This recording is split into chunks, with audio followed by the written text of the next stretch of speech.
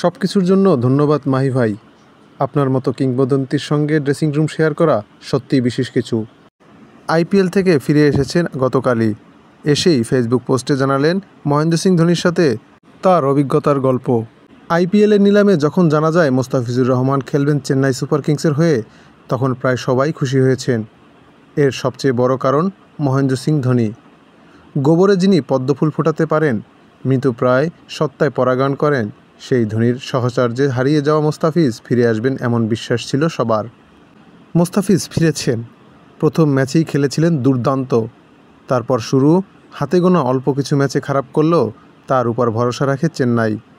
কাটার মাস্টারও প্রতিদান দিয়েছেন সামর্থ্য অনুযায়ী।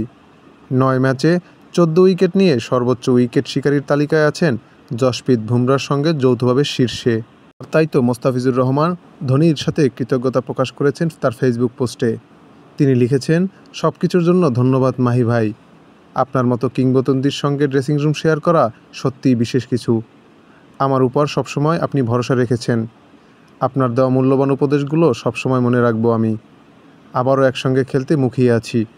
মোস্তাফিজ নিজেকে এবার ধারাবাহিকভাবে মেলে ধরতে পারলেই সার্থক হবে তার চেন্নাই যাত্রা।